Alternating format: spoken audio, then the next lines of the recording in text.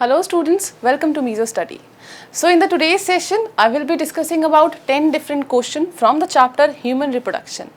In this, I have compiled around 10 questions, some from 1 mark, some from 2 marks and some from 3 and the 5 marks question. So I will be talking about the how to attempt such type of questions. So let's start the today's session with question number 1. This question number 1 carries 1 mark, so we have to explain according to 1 marks. The question states, mention the function of a zona pellucida. Now, first of all, tell me where this zona pellucida is present. Zona pellucida is present outside the oocyte. And this zona pellucida, whenever sperm tries to enter into egg, if one sperm has entered, characteristic changes within the zona pellucida will happen, due to which it will not allow further entry of sperm. That means the function of sperm is function of zona pellucida is to prevent entry of many sperms. Many sperm. Or can I write this as prevent polyspermy? Prevent polyspermy. Because what I want is only a diploid condition. I don't want any kind of triploid condition. I don't want any kind of tetraploid condition or pentaploid condition should be obtained. For that, we have a zona pellucida which keeps a check that that only a single sperm has to enter. Now, let's talk about a question number 2. So, for that, I need to prepare a board for you. By the time read the question, write the function of oxytocin. In the just previous session, we have discussed about a process of parturition. That means to expel out a baby. In that expulsion of baby, a hormone is required which is called as a oxytocin. So, oxytocin is that hormone which helps in the process of parturition. Do not get confused between the picturation and parturition. Expelling out of a urine is picturation, parturition is expel out of a baby. That is, it helps in parturition. Now, question from my side is that who secrete this hormone oxytocin? So, oxytocin is secreted by posterior pituitary. It is secreted by posterior pituitary. Now, who stimulate the release of this particular hormone? Basically, the fetal effector reflex. They stimulate the pituitary, and due to which the pituitary secrete oxytocin, and oxytocin causes the process of parturition, that is to expel out the baby. So, what do you mean by this fetal effector reflex? This is because of mild contraction. This is because of mild contraction of uterine muscles and placenta. Due to the mild contraction, the fetal effector reflex is created. This causes posterior pituitary to release oxytocin, and oxytocin causes the process of parturition. So, hope the process is clear to you. Now, this was also a 1 mark question. I have given you the every possible answer that you can give, right? So, next question is also a 1 mark question. Name the embryonic stage that gets implanted into the uterine wall of a human female. That means we are talking about a process of implantation. That means we are talking about a pregnancy. That means a fertilization has taken place. We have already discussed whenever the fertilization happens, first of all, there is a formation of zygote. After that, there is a formation of a 2-cell stage. Then there is a formation of a 4-cell stage. And later on, after 8 to 16 cell stage is formed, and that 8 to 16 cell stage is called as morula. And after that, there is a formation of a blastocyst. Blastocyst is that which is 64 cell stage. Blastocyst, and blastocyst is a 64 cell stage. In this we have two layers present. One is called as a trophoblast and second is inner cell mass. So these two, basically the walls, or you can say the blastocyst, are the one which get implanted into the uterine wall of a human female. So answer is blastocyst for question number 3. Now let's talk about question number 4. This is also a 1-mark question. What stimulates the pituitary to release the hormone which is responsible for parturition, and name the hormone. The same hormones here I have already discussed in question number 1 or 2, where the hormone which is responsible for the process of parturition, that hormone is called as oxytocin. And who secrete this? Posterior pituitary. Right? And there is always a reflex for that. That means this is secreted in reflex of in effector reflex, that is a fetal effector reflex. Effector reflex. And this fetal effective reflex, this is due to a mild contraction of uterine muscles and placenta, due to which a reflex is created which causes a pituitary gland to secrete oxytocin, and basically posterior pituitary. Now we have to talk about that hormone. That hormone is oxytocin, and the first we have is a fetal effector reflex. Not only these, one another hormone is secreted, but that is not related to pituitary, but still I want to share with you because we are talking about the parturition. So in that, one more hormone is there, and the name of that hormone is relaxin, and that relaxin causes a contraction, that causes relaxation of the connective tissue which is present near the pubic symphysis. So due to which there is a relaxation occur, due to which the opening of the pubic symphysis occur and easy delivery of baby occur, right? And you can say that we have to talk about only one hormone, that is oxytocin over here. So relaxin was just a add-on knowledge to you. You don't need to explain about the relaxin over here, because they have already mentioned about the pituitary. So this is a 2 marks question. Where does fertilization occurs in humans? Explain the events that occur in this process. So as we have already discussed, I am not going in detail because we have discussed in case of fertilization. So hope you remember those sessions. I will be just talking about that how fertilization happens. Here the question says that where this fertilization happens. We have already discussed that fertilization happens in fallopian tube.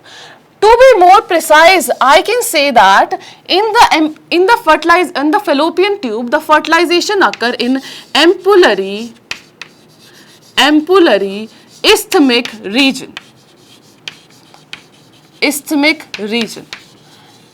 In that particular region, the fertilization happen. Now, we have to explain about the whole event that occurred during that process. So first of all, you have to explain each of the point step by step.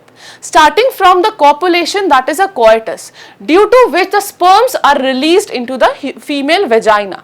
When sperms are released into a female vagina, that sperm travel to the uterus and they travel towards the fallopian tube.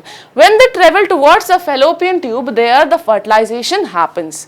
After that fertilization event, the zygote which is created, they again move down to the uterus. So when they again move down to the uterus, there is a place where implantation happens. So you have to explain about the each and every step, starting from the copulation or the coitus to the insemination process, that is a penis of a male, they releases the sperm along with the, that whole secretion that is called as a semen is released into the human female. In that case, again they travel and leveling is because of chemotaxis. Hope you remember session students. The chemotaxis, this allow the movement of sperm. And how sperm moves? Sperm moves because of the tail present, and that tail allow the movement, and with the help of chemotaxis they move. They also have an energy source, that means they have a mitochondria present in the middle piece. So, this was a question number 5th. So, how to attempt such questions? These questions, first of all, you have to write about where this fertilization happens. Ampullary isthmic region of fallopian tube. Then you have to explain about the whole process. Write down each and every step one by one. Starting from the entry to the end. Write down each and every step, right? So, in the point wise, you have to attempt each of these questions. So, let's talk about the next question. Mention the number of cells of the following stages. Now, a very good question. These all are the questions from some previous year CBSE, and in that they have asked about they have given the certain stages, and we have to explain about the different cells. Now, first of all, they have asked about a zygote. Now, tell me one thing, how zygote is formed? Zygote is formed because of fertilization. And the fertilization is a process of a fusion, and the fusion occur between the haploid gametes. Fertilization, or you can say a fusion of haploid gametes. Here I have written gametes. So, we have two gametes. One is called as a female gamete and another is called as a male gamete. And these gametes are formed because of the process of meiosis, and that's why they have only an n number of chromosomes. So, this is just an additional that I would like to discuss. So, we have to say that first of all, after the fusion, there is a formation of a zygote. So, the fusion is occur, a single cell stage will form, that is called as a zygote. Now, come back to this side. Here I have written a zygote, and I have to write about a number of cells. In this case, the number of cells in the zygote is always 1 because it is formed by the fusion. And one more thing, this is always 2n. Right? Because fusion of haploid cells. Now, let's talk about a morula. Morula is that stage, a solid mass of ball. So, this is a solid mass of ball is there. And when we see actually they have a cells present. In that cells, they are having around 8 to 16 cells are present. And this 8 to 16 cells, they are called as a morula. Next we have is a blastocyst. Blastocyst is that where this implantation occur. This is the stage which leads to implantation. Right, and blastocyst, we can see that basically it is a 64 cell stage, and this 64 cell stage, they are having a very two well defined layer that is called as a trophoblast, and second is called as ICM, that is called as inner cell mass. Inner cell mass. A very easy question, very direct question, but still I have given you each and every prospect in which they can be asked. So, let's come back to the next question, that is a question number 7. Again, this question is from parturition. This is a 3 marks question. How to attempt this question? Again, point wise. Wheresoever you have diagram, draw the diagram. In the parturition, you don't have as such diagram. So, describe the process of parturition. First of all, you have to define parturition. Parturition is a process of giving birth to a baby, and you have to explain about gestation period also. We have already done gestation period. Gestation period is that period for which the baby remains in mother's form, and for human being the whole period is of 9 months. So we have to explain about this process. So in the parturition, what happens is that first of all we will have to explain about a hormone which is called as a relaxin, and that relaxin is secreted by ovary, and this causes relaxation of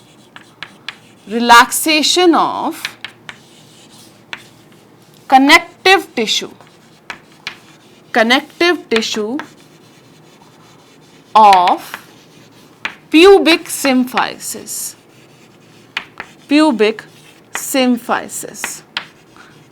Now, you have to explain about this. Hope you can elaborate the things by yourself. Then you have to explain about a reflex that is called as a fetal effector reflex, that I have already explained. This causes a release of a hormone from posterior pituitary, and that is called as a oxytocin. What this oxytocin do? They help in contraction of uterine muscles. More contraction of uterine muscles, more and more of this oxytocin is released from the posterior pituitary, and this causes a birth of a baby. So this is a question number 7. Again, attempt the question like this in a stepwise manner, right? Now come back to the next question. So this is a question number 8. This is a 3-mark question. How is placenta formed in a human female? Very good question. You must have heard, even we have already studied the chorionic villi. So first of all, there is a formation of chorionic villi, and this chorionic villi, they are formed from trophoblast.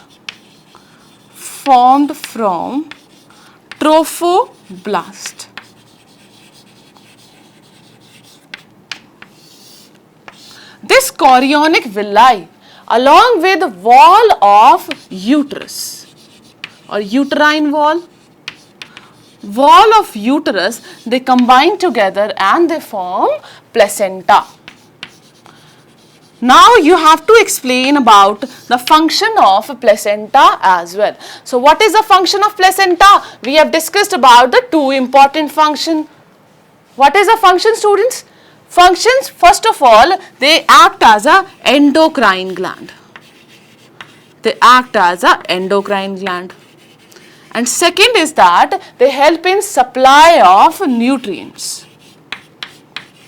Supply nutrient and remove waste.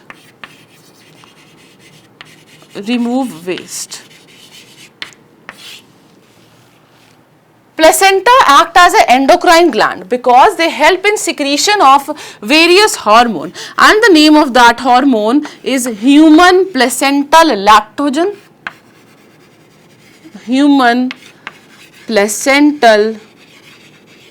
lactogen. And second one is human chorionic gonadotropin.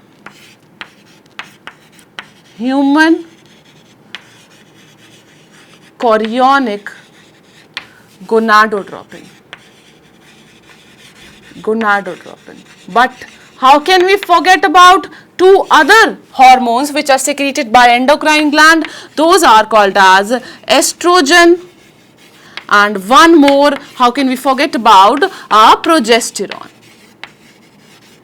So you have to explain about all of these hormones, right? Now, as they help in supply of nutrient, along with this, whatever the nitrogenous waste which are secreted by the baby, that is also removed with the help of placenta, and also they remove carbon dioxide also. Right? So this you have to explain. Now the question part 2 states, name any 2 hormones which are secreted by it and also present in a non-pregnant woman. Come back to this point. here we have discussed about the endocrine function of the placenta. The 4 hormones are secreted: HPL, HCG, estrogen and progesterone.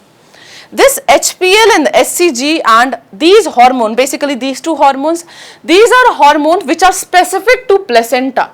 Whereas this estrogen and progesterone is normally secreted in women's body. During the process of menstrual cycle, this progesterone is also secreted by corpus luteum, and estrogen is also secreted. And here the question states that in the non-pregnant woman, if the woman is pregnant, then all these 4 hormones will be secreted. If the woman is non-pregnant, in that case, these 2 hormones will also be secreted. But the source is not placenta. There is some different source. So, hope the question number 8, how to attempt this question, is clear to you. Again and again I am telling you, attempt each and every question point wise. Now, this is a 5 marks question.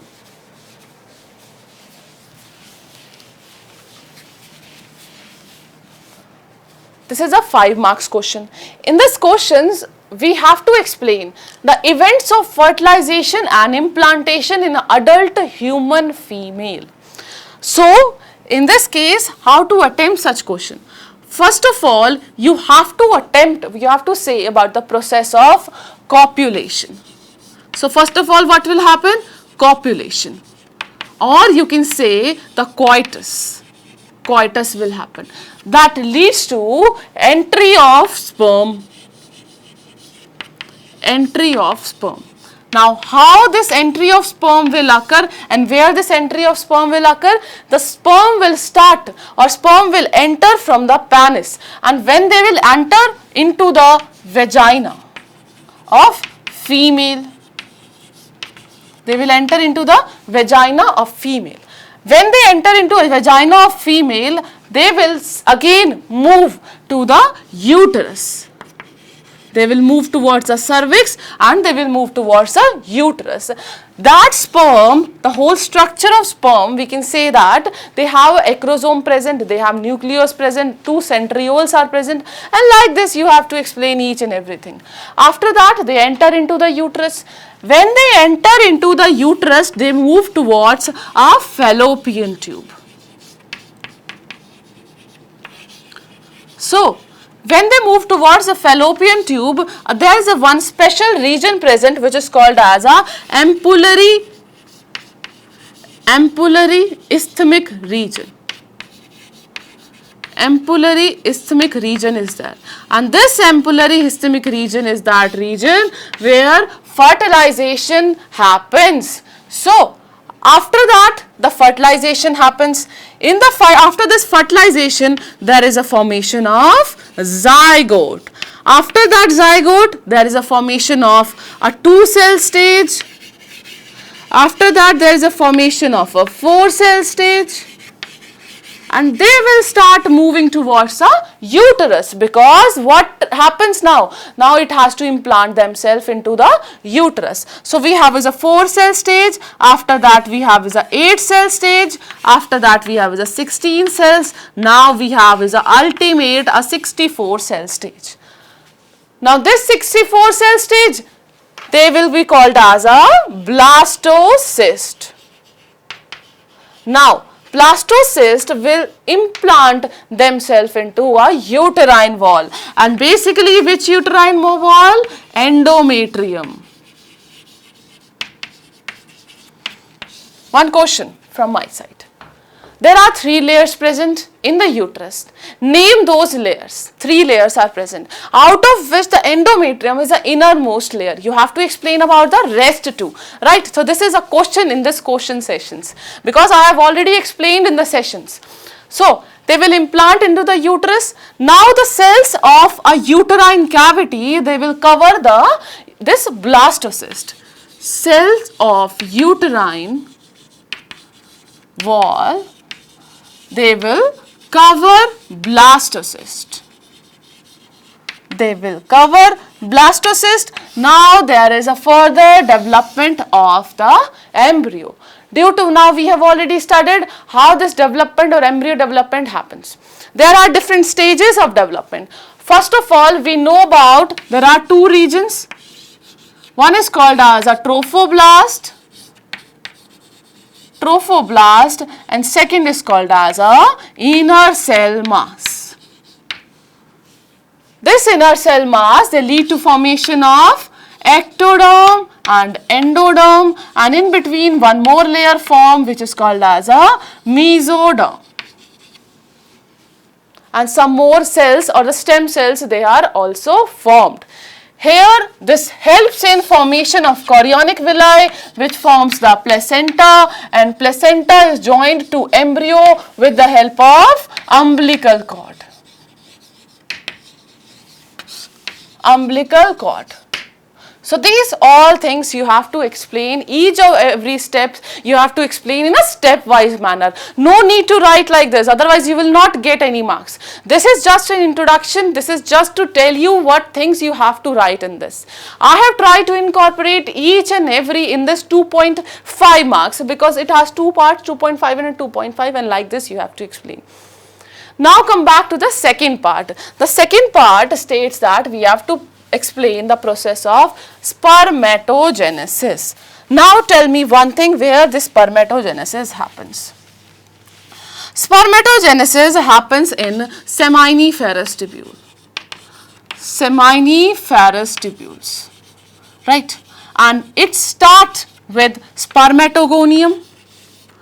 Spermatogonium. And this spermatogonium, they divide by mitosis and they process, there is a formation of a primary spermatocyte.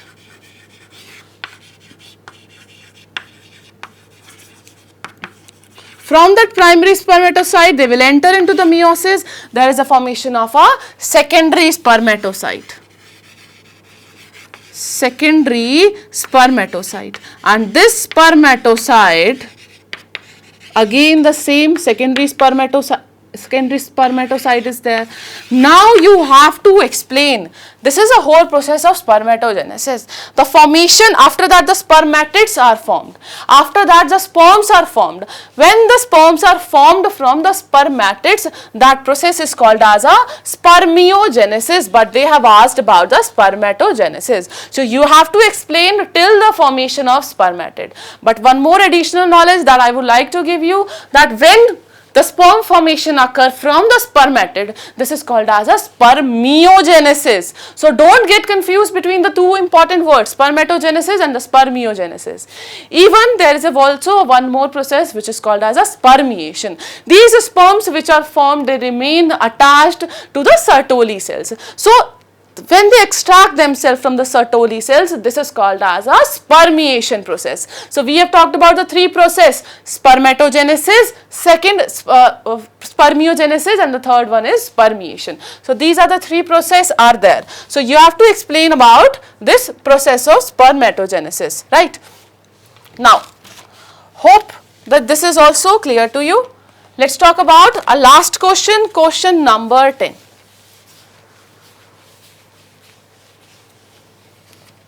Write the specific location and the function of the following cells in human males.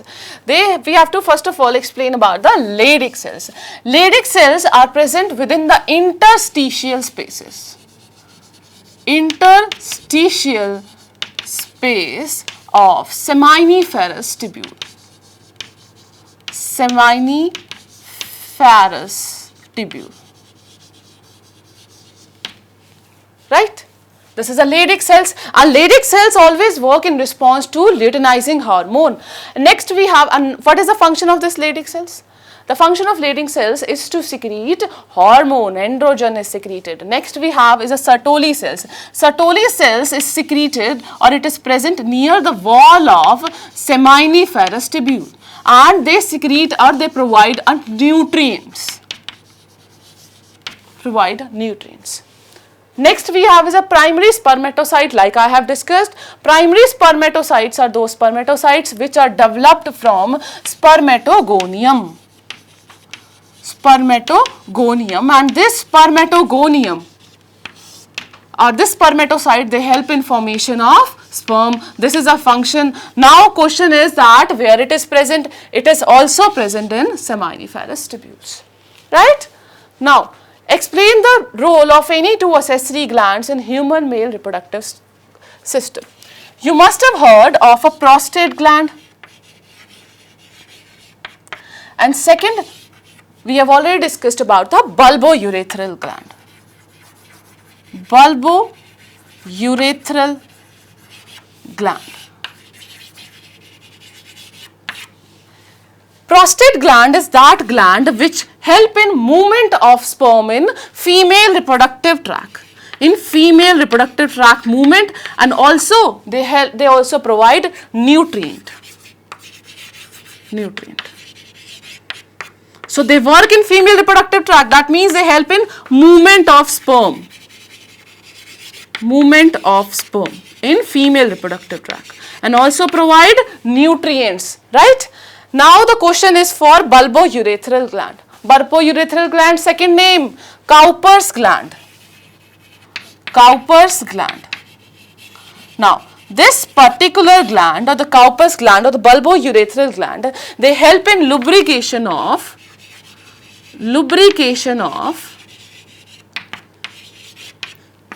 urinogenital tract. Right? So these are the certain questions. You have to explain about each and every question in detail, stepwise, clean writing, and wherever the diagram is there, you have to explain about the diagram. In the implantation, I haven't drawn the diagram, but in the sessions, when I was discussing the same, I have drawn the diagram. So you have to draw that diagram, and diagram should be neat and clean. Use pencil, don't draw a diagram with the help of pen, right? So hope that today's session is clear to you. We are done with the whole chapter, that is a human reproduction. We'll meet in the next session when we'll talk about a new chapter. So thank you so much students for watching this.